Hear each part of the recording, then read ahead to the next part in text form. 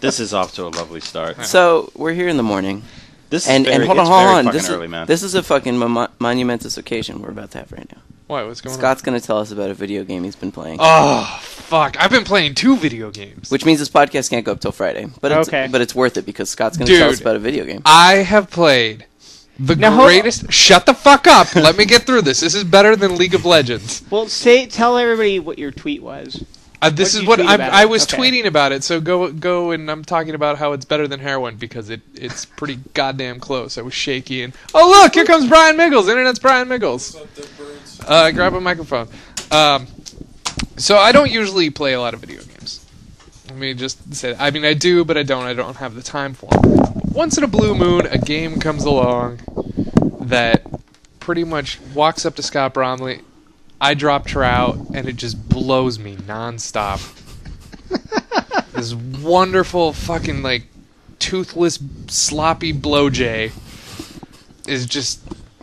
It's called Pacman Championship Edition DX. Oh, nom nom nom fuck.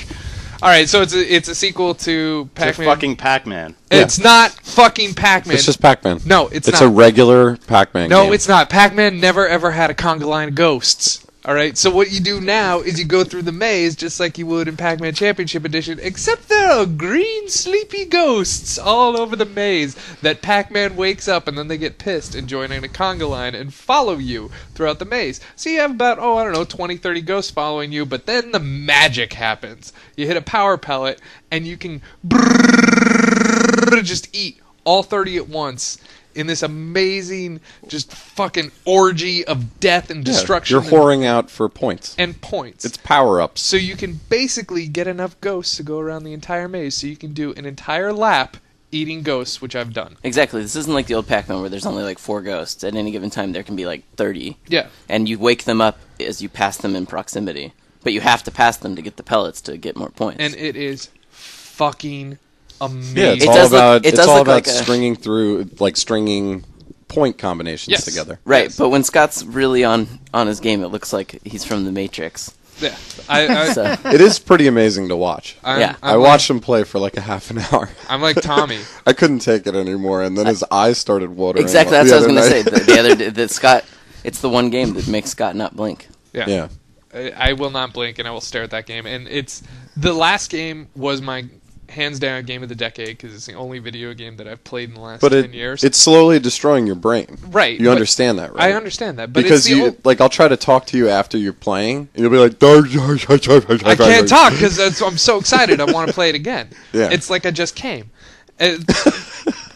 Seriously. So what was your game of the decade? My game of the decade was Pacman Championship No, Edition. he's been saying this is his game of all time. This is my favorite game of all time. This is a gift to video games from the gods. This game was created by a robot that was wearing a tuxedo shirt. Why is he wearing a tuxedo shirt? Because he looks like me. Yeah. And he's like, I am going to create the perfect game. Yeah, it's fucking Pac-Man with more ghosts. No, it's not! It's not fucking Pac-Man with more ghosts! Fuck off! It's like exactly what it is. The Urkel bot created No, fucking Stefan created this shit. Stefan, it's so fucking the evil glorious. version. It was like 4 Japanese dudes at Namco were like, let's add more ghosts. All right. Game of the year. I have to agree with Scott that Pac-Man Championship Edition is one of the best games of the decade. Well, Pac-Man versus because it is the first. It's the first game that I played in 10 years where it had that one more game.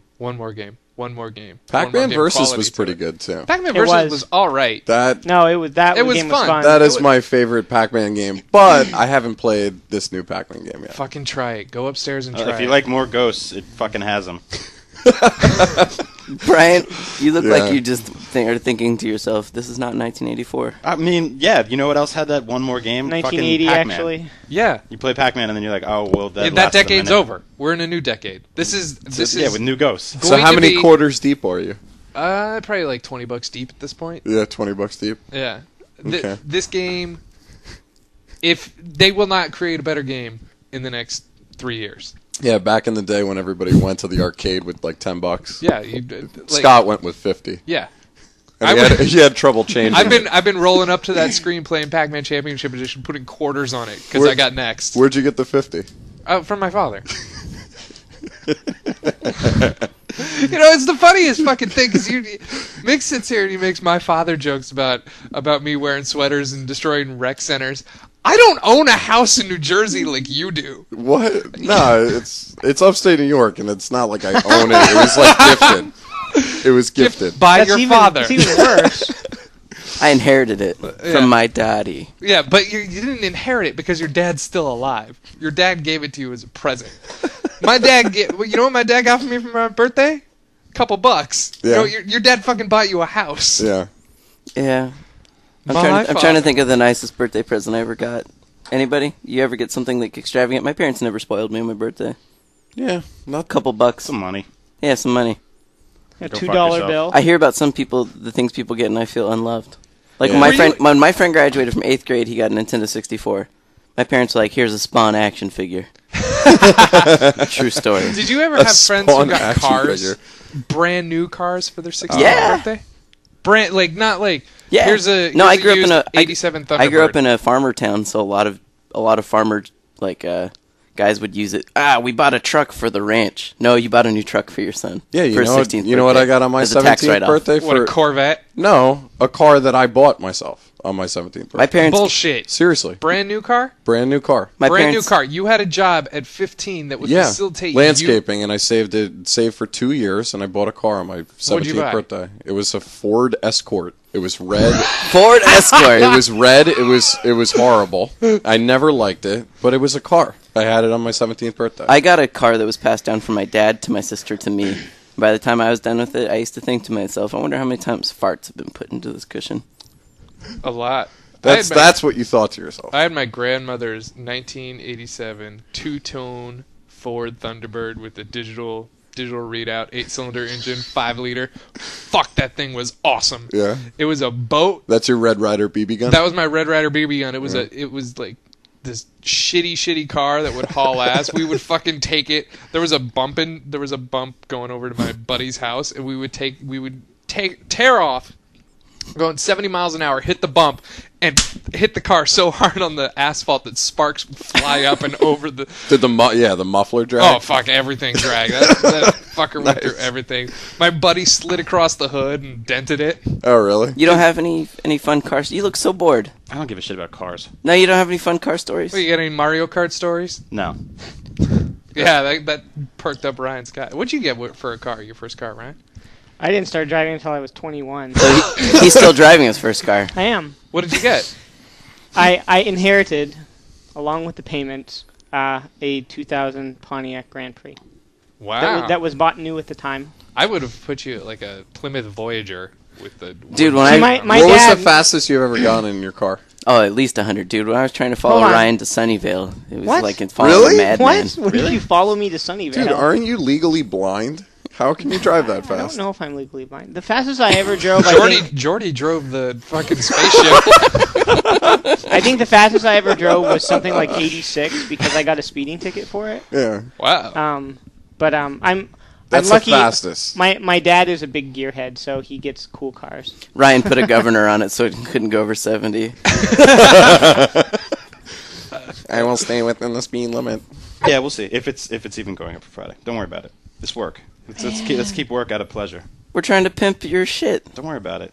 I pimp my own shit. Why are you being a dick? Why am I being a dick? You angry? Do you need a drink? I would love a drink. Speaking of drinks, Yeah. Whoa. should we talk about what's been yeah. going on lately? Well, now that you know people will actually send All right. stuff. Yeah, we didn't... Altano and I didn't really believe the whole fucking bullshit, like, hey, ask for something and they'll send it to you. Yeah, that like, happens. Like soupy sales type shit.